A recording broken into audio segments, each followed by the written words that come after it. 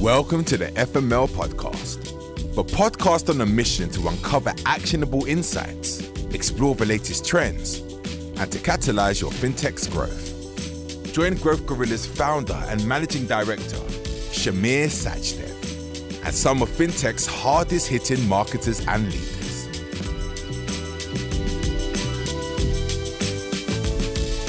Welcome everyone to today's episode of the Fintech Marketers and Leaders podcast. We're joined by Daniel Yubi, founder and CEO at Payable. Daniel, thanks for joining us today. Thank you so much. I'm super excited to be here. Amazing. As I always start off, for everyone listening to the show today, could you just share a bit about yourself and your journey so far? If anybody of you speaks Spanish, I can say hola a todos. I am from Mexico. I'm a founder running a fintech company called Payable. I'm from a small city called Cancun. It's like, think about it, like ever meeting someone from Ibiza. I don't know, I've never met somebody from Ibiza, but every time I say I'm from Cancun, people get out like, how can you be from that little beach town, spring break, party? Funny enough, though, I'm not a party boy. I used to be a lawyer before I moved into product management. I run product teams. I was very lucky that I was a little bit in Menlo Park, San Francisco for quite some time. I saw how you run product teams for a bit over there in the US. Moved to the UK. Stay there at Curve for a bit, then moved to Checkout.com, led product at Checkout.com, and then I started a company called Payable. What we do at Payable is treasury and cash management. One of the things we realize is now many of the companies are global companies, so they have many bank accounts across the world, and it's very hard for the CFO to see everything in a single place. So we're like the back office tool for the finance team. On one side, how they can reconcile transactions and see everything in a single place for the cash currencies, understand when is the money coming in, what are the payments that need to go out, and just everything done in a single platform. I've got lots and lots of questions to ask you, and just to give the audience a bit of a hint, of one of the things is that you're a YouTuber as well as you are a fintech founder. So I really want to get into that. Before we do, I think just in talking about your sort of your career and your journey, how did you make that move from being a lawyer into product into product management? What kind of inspired that? Yeah. And we talk about being a YouTuber. I think something we'll probably touch in a bit is I believe that every company and fintech company should be a media company. Content, it's amazing. Content from a writing perspective has its own challenges, even video and YouTube and TikTok and Instagram, vertical video versus horizontal video, length of the video. I'm just very passionate about that subject, and we'll talk about it in a second. I studied law because I like complicated problems. I think there are two types of problems in the world. You have complicated problems that are normally solved by engineering or brute force, like cash management or uploading a video. It is just an engineering problem that after you solve it, then it's very, very easy to replicate that, or sending a rocket to the moon. And then you have complex problems, which are more things that are very hard to solve, like love, humans, cancer, things that are very hard to replicate. And I like law because in some aspect of it, you have the rules for a complicated problem, which is a brute force of understanding the law. But then you have the complex aspects of humans. Just, every case, even though it could be the same, it might be different because there was an error, human error, or the way somebody acted in front of the judge or the jury is very different. So I really, really like that. Funny enough, though, I was a very weird lawyer. Lawyers in Mexico are very paper-driven, and they're not really techy. They don't really use laptops, to be honest. And I was that guy that was behind the scenes, always on my laptop, doing illustration or Photoshop or taking photos. I really, really like photography, which is what brought me into the whole YouTube angle of it. So when as a lawyer, I did merger acquisitions, corporate law. I had my own law, not my own law firm, but I worked for a law firm and I had my own office. I was very proud of myself. I had my own little space. And the last case I had as a lawyer was to divorce a couple. The client, he was like 63. She was around 40. She was younger. She cheated on a client. And my boss said to me, your job is to make sure she's out. And that was what I had to do. I made her lose the custody of her kids. There was two kids. One was like maybe 18 months old, so a baby. The other one was a bit older, like a teenager.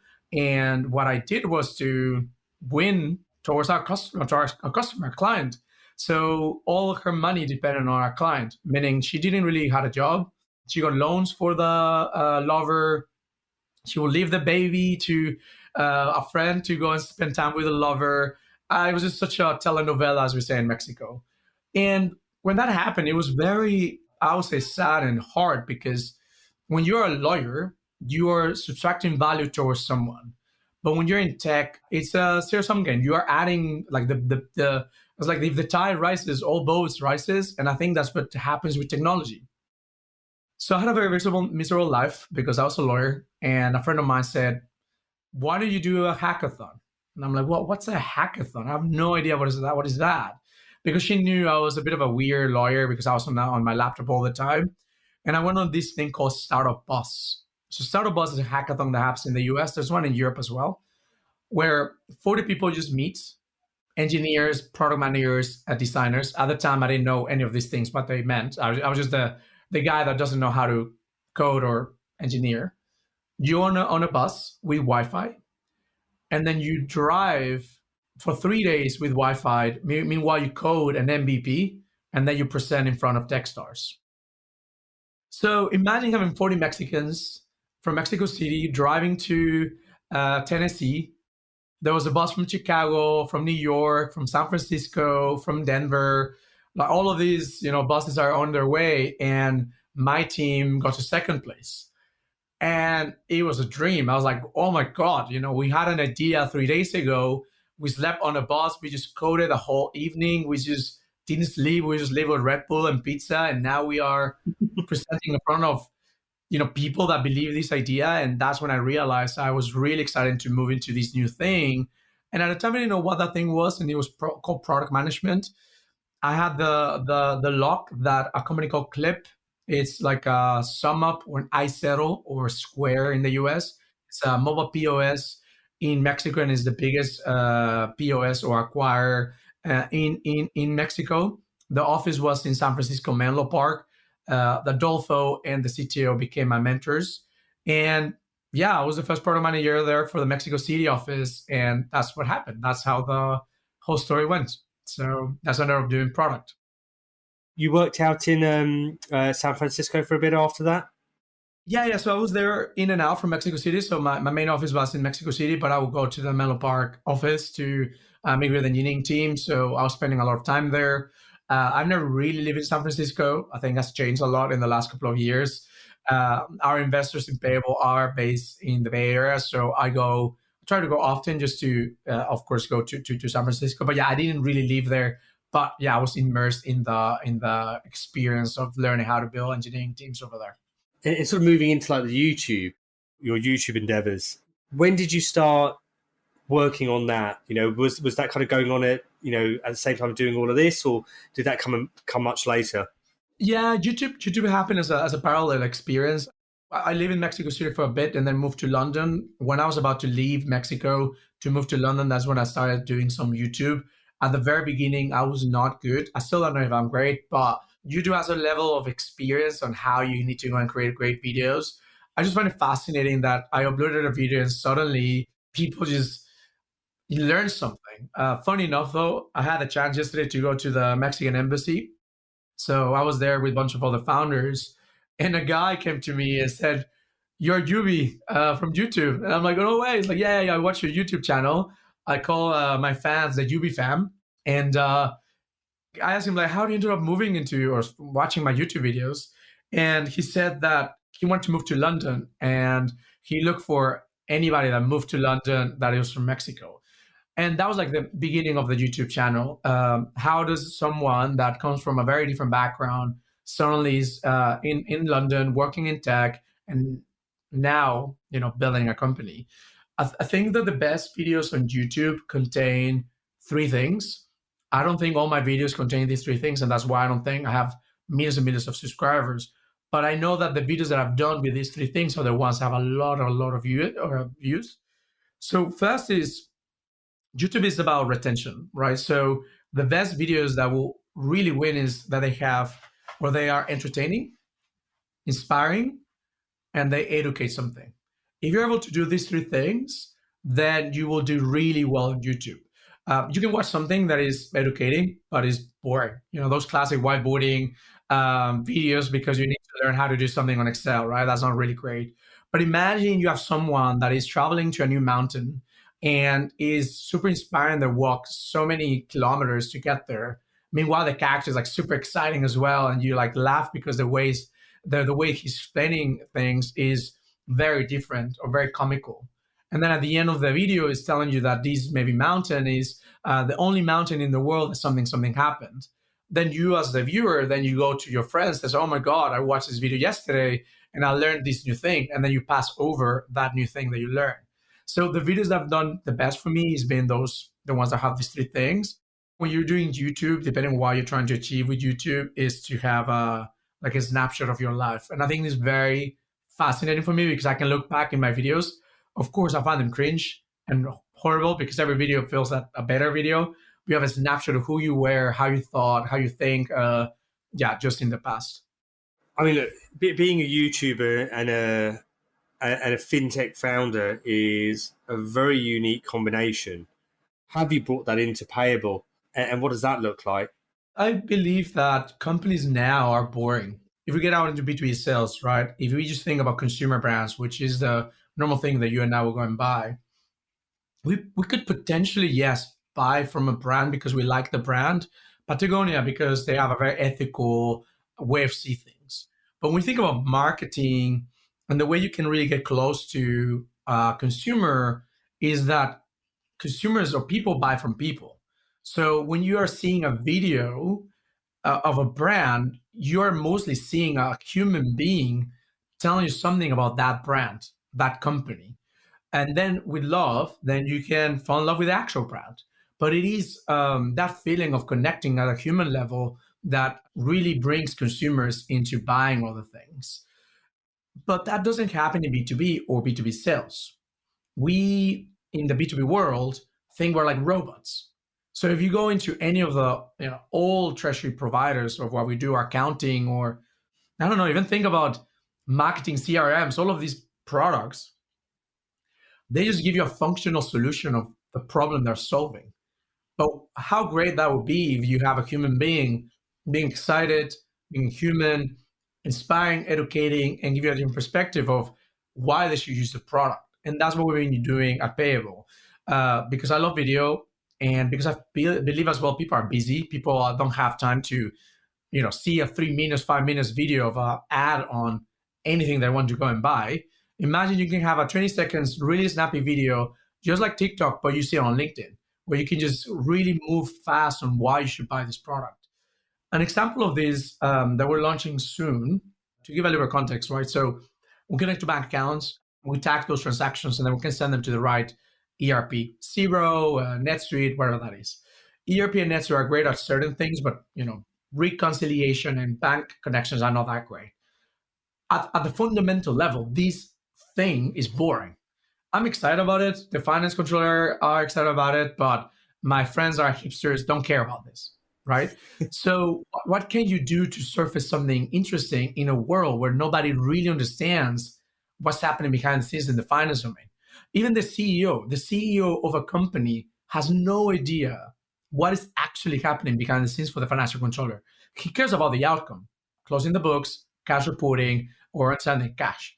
So we said, okay, what if we do something fun? 2 minutes, snappy and just really exciting. So what we did is we went to the city, the streets of London, central London, and imagine me just like now talking to the camera. I'm walking in my street next to the office, and I basically said, look, this is my barber. This is my favorite sandwich shop. This is my bakery. This is my coffee shop. And I'm just walking into all of the places that I go every day. Very snappy, very quick. And I'll say, do you know what all of them have in common? All of them use Xero. But the funny thing is, you're a lender, you're a fintech company, and you're still using Xero, even though they have 100 transactions a day and you have 1,000 a day. Why? And then let me show you what is the difference. And then we jump into the laptop and then walk you through every single step of how we are just better at making you use that product. Any other person would have just opened the laptop and said, let me walk you through why we're better than this is it. And that's just boring. Like imagine you're on LinkedIn scrolling, you see a guy saying, this is my barbershop. This is like, what is this guy talking about? Why, right? So we need to bring that content aspect so it can feel more human and surface that connection of the product you're going to buy. Do you think more fintechs will adopt this approach, or do you think that a lot of them haven't recognised that going down this sort of personable avenue is an opportunity, and they just haven't seen it? But no, this is happening already. So I think the wave, I would use not analogy, but I would explain how fintech happened, the waves of fintech, and then I move into the wave of fintech and content. So the first wave of fintech, I would say, was the months of the revolutions of the world, where they create a consumer accessible banking experience. The way they perform content is very accessible for consumers. Why are you spending FX fees when you're traveling? Use Revolut. Your bank is old and not great. Use us as Monzo. That's the first thing that they did, and they've done an amazing job actually of making sure that they are content companies as well. When these neobanks were created, many of the operators inside these neobanks realized how hard it is to build everything from the get-go. So then you have the second wave, which is called infrastructure wave. That's banking as a service. How do you open a bank account really quickly for companies? How do you do KYC or KYB or know your customer? Like all those components, the Legos, so someone can build your neobank. Some of these companies have created some level of good content. GoCal is amazing. They have a really, really good content, at least from a blog perspective.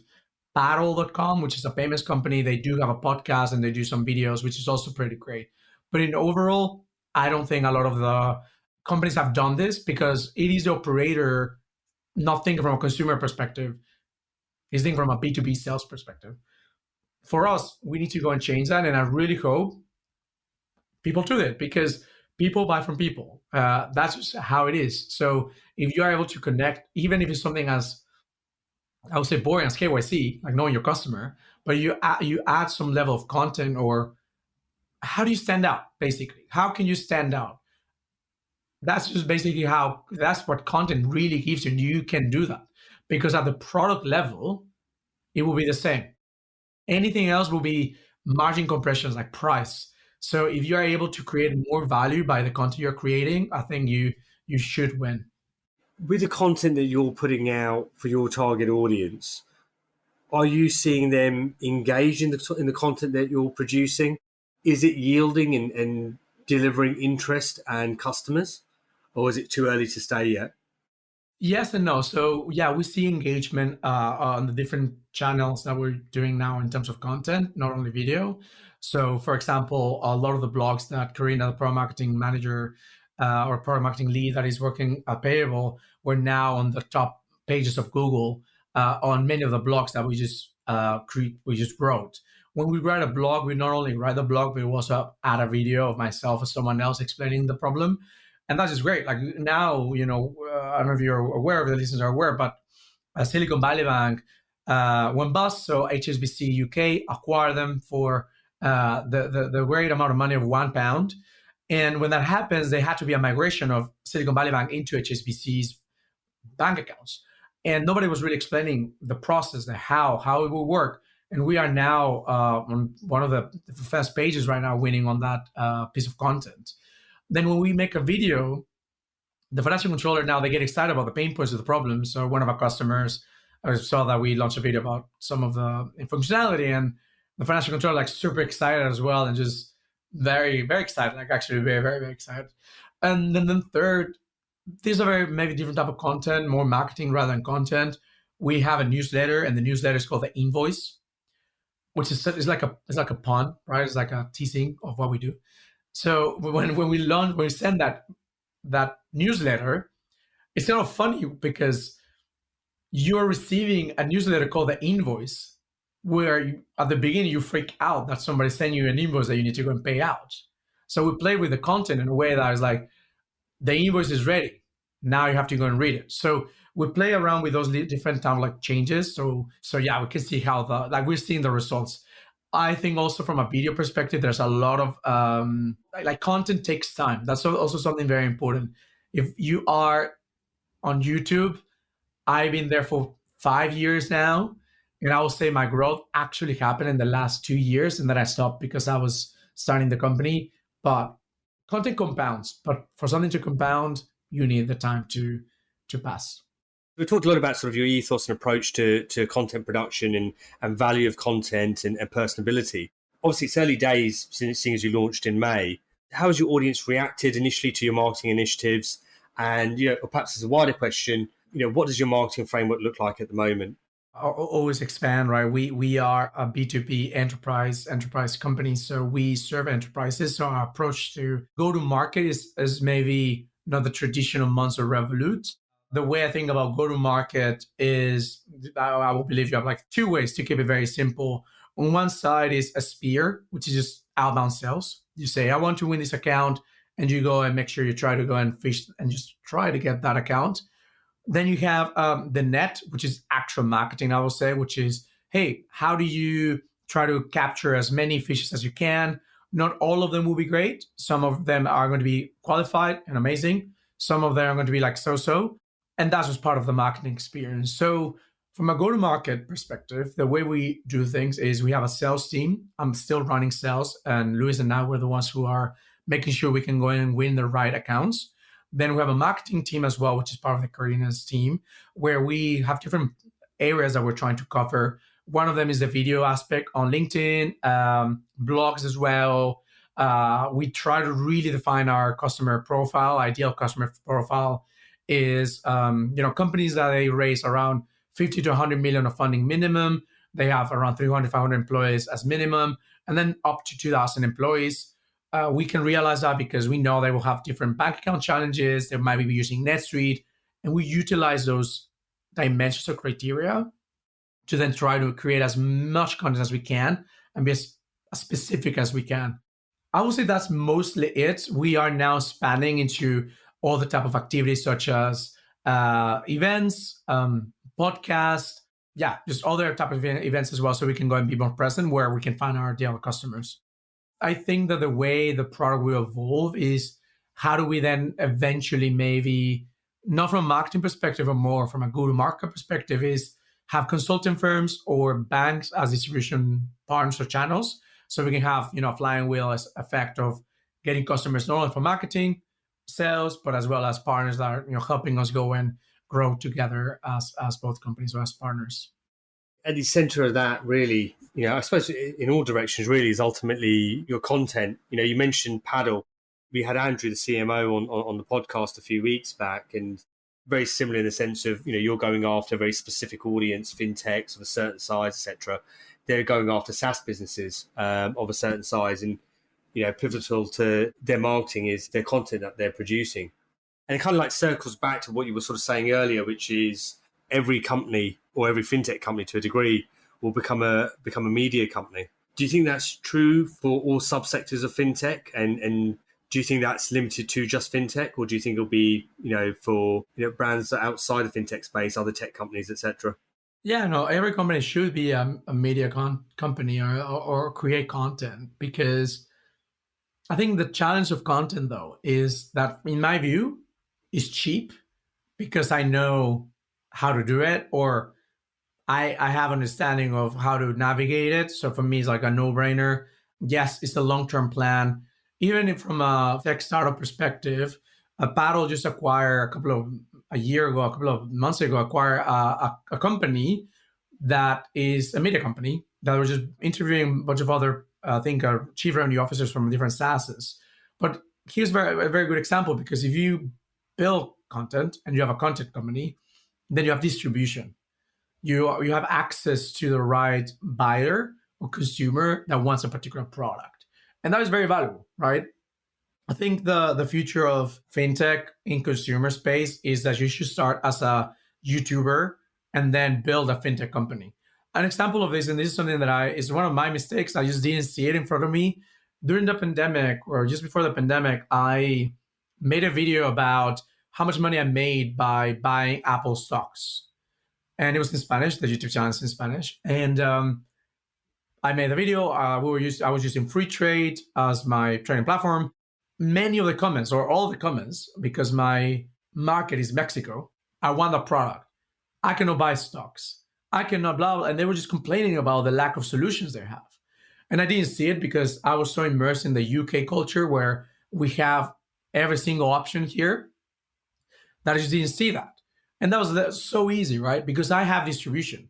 If I want to launch something, I will have someone to at least try it out from a consumer perspective. So if you are a product manager or a salesperson on working for a company and you want to build something on your own, don't leave.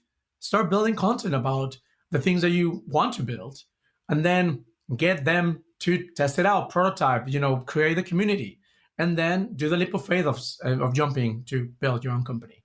That is very powerful that you can do for consumers or B2B sales, because the world is so connected. It is now so massive that there's going to be someone that will care about your content. Only, of course, if you make the content interesting.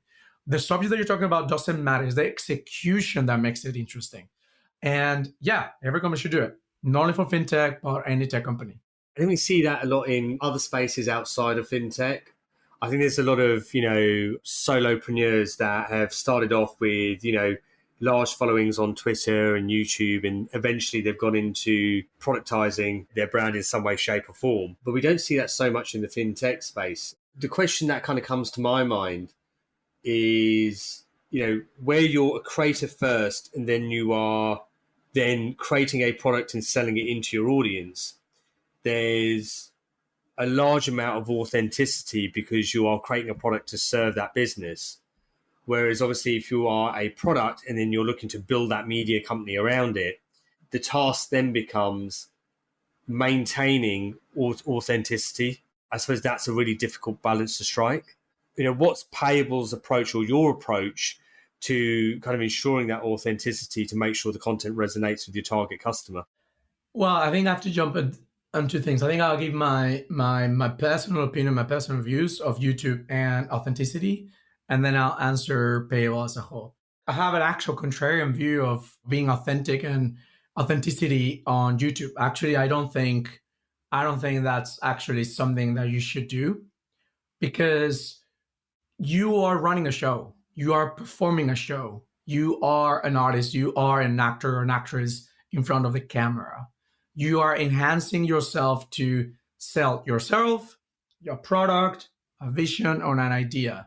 And by that, you are not going to be authentic. I am an excitable person, but if I was speaking just as an authentic self, it would be boring.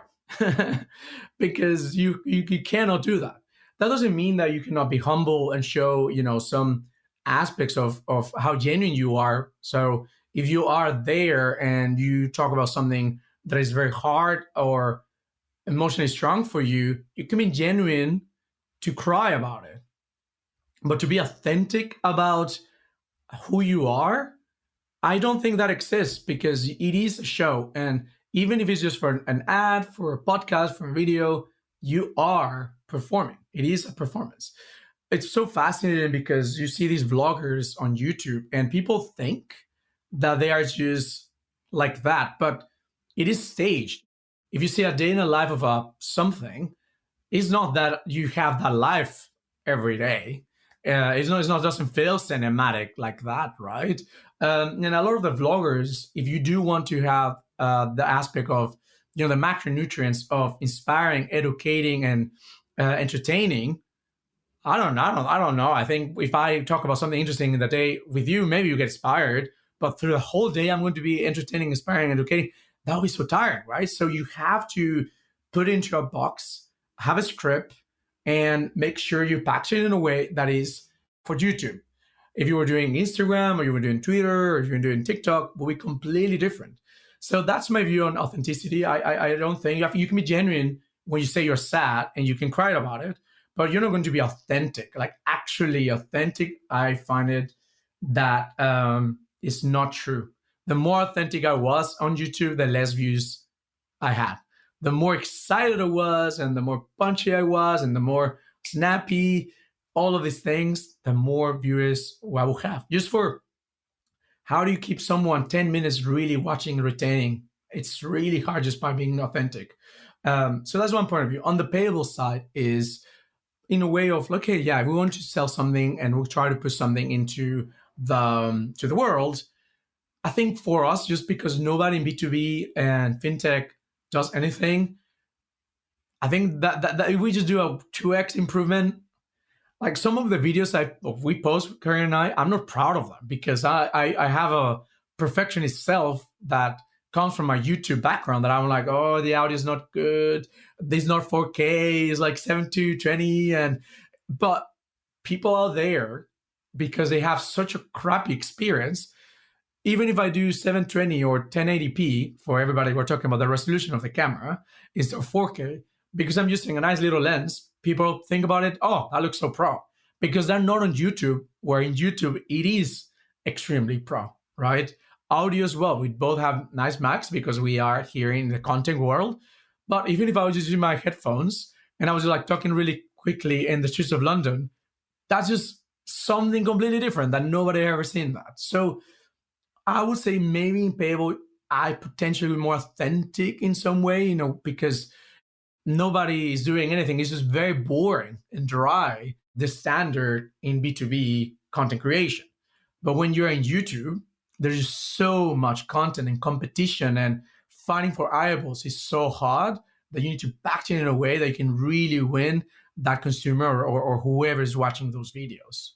I don't disagree with your views on authenticity. I think content creators ultimately at the end of the day are forms of actors. You're absolutely right about the day in the life. I think if someone took a video of the day in my life, they'd get very bored about watching me about 10 hours in front of the computer. So, and it is true, right? Like people think the glory of being a podcaster, like, oh, you talk to great people, but then 80% of that is editing and removing arms. And imagine somebody watching that, it would be boring, right? So you cut to the important things of the glory, but it is what you see is what you get in some way. What's the outlook for Payable? Obviously, as I said, in May you started, you went live, you started onboarding customers. What does the next 12 months look like for you? In BC, one of the sayings that happens is, can the founder hire? Can the founder build? Can the founder sell? Can the founder scale? A great team is super important. So that's why the first step is to hire a great team. And that's something we've done. We've got people from the best fintech companies here in the UK. We built a product that now is being used and is used for many fintech companies, and they're paying good money, which I'm very proud of. Now what we are is, how do we sell and scale? How do we have the repeatable process? How do we go to different markets? How do we write a playbook? So when we go next year to do an extension or Series A, we can say, hey, this is how we're going to be using the money. If you give us this money, now we can scale the revenue by 10x or 3x or whatever x.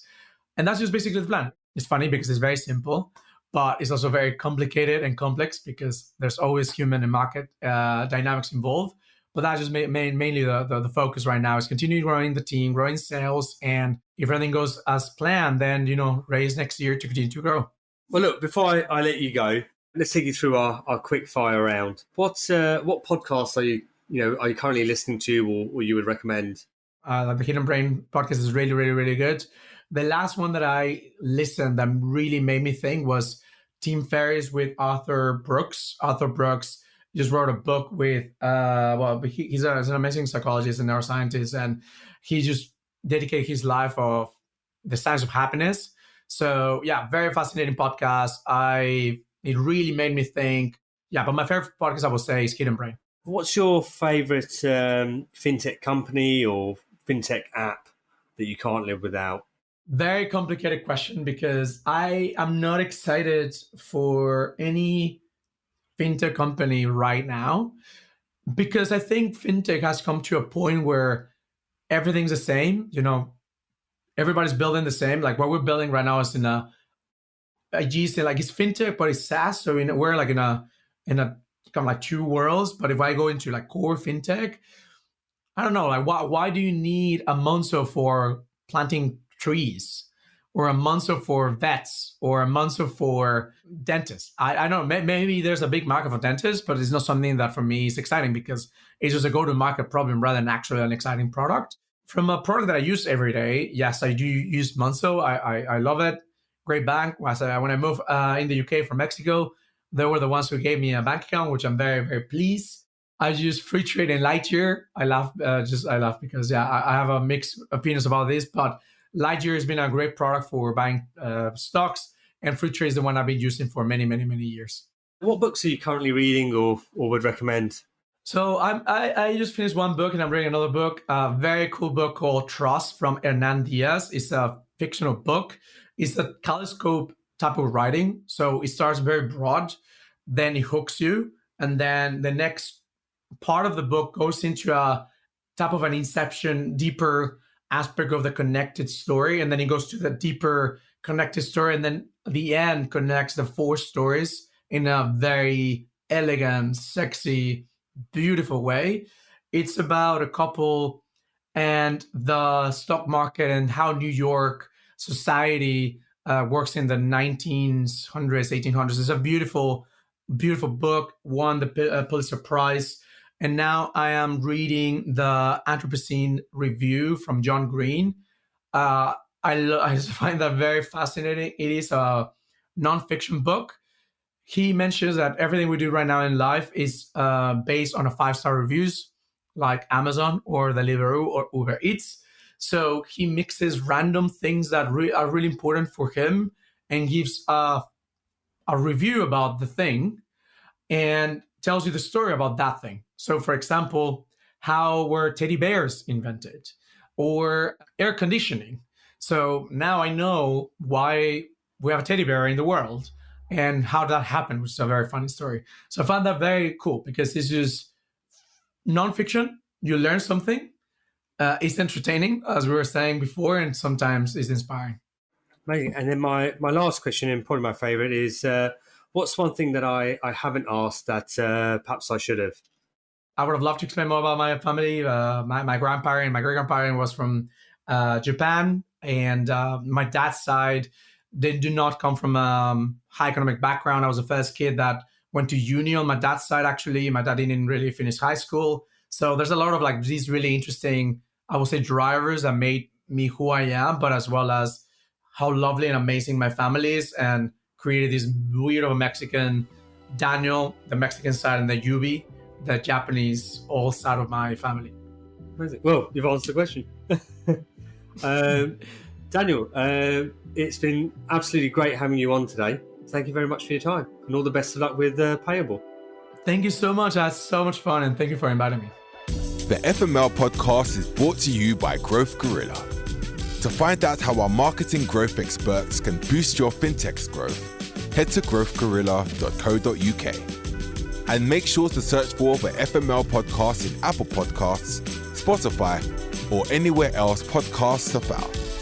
Don't forget to click follow to ensure you don't miss any future episodes.